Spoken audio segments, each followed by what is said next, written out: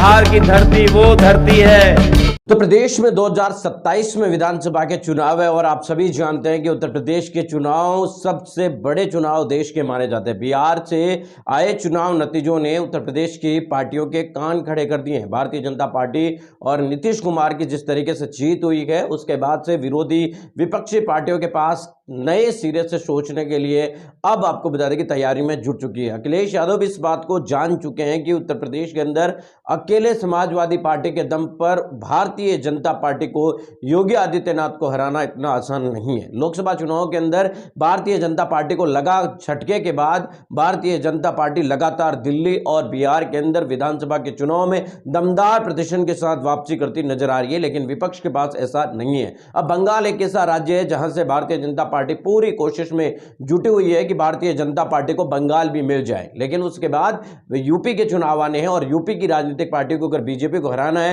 तो अभी से तैयारी में जुटना पड़ेगा। अखिलेश यादव ने भी अपनी पार्टी के प्रवक्ता और नेताओं को यह साफ निर्देश दिया है कि बीएसपी सुप्रीमो मायावती जी को लेकर किसी भी प्रकार की कोई टीका टिप्पणी पार्टी की तरफ से नहीं की जाएगी।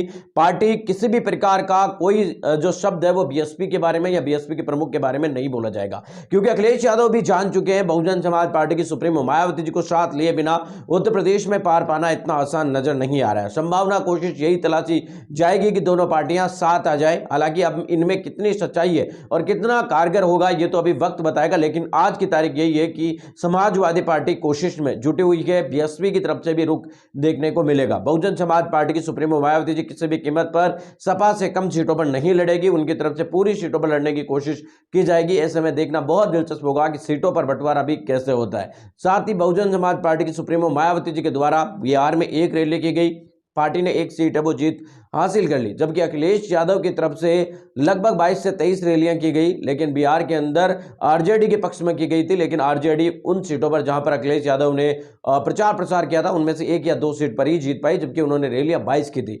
सुपरस्टार खेसारी लाल यादव के समर्थन में भी अखिलेश यादव ने रैली की थी, लेकिन उसके बावजूद खेसारी लाल यादव वहां से चुनाव नहीं जीत पाए। कुल मिलाकर बात साफ नजर आती है कि भारतीय जनता पार्टी को अखिलेश यादव इस बात को जानते हैं कि उनके बस की बात नहीं है कि वो बीजेपी को हरा सके।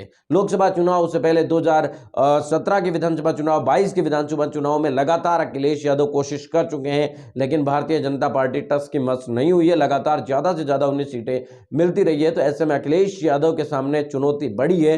अब देखना दिलचस्प होगा कि क्या विधानसभा चुनाव 2027 में सपा बसपा सहित विपक्ष की तमाम राजनीतिक पार्टियां एक मंच पर आकर अपने राजनीतिक स्वार्थों को भूलकर लड़ाई लड़ सकती है या नहीं, ये देखना बहुत दिलचस्प होगा। बहुजन समाज पार्टी, समाजवादी पार्टी, कांग्रेस और तमाम राजनीतिक जो विपक्षी पार्टियां उनकी गठबंधन को लेकर आपकी क्या प्रतिक्रिया कमेंट करके जरूर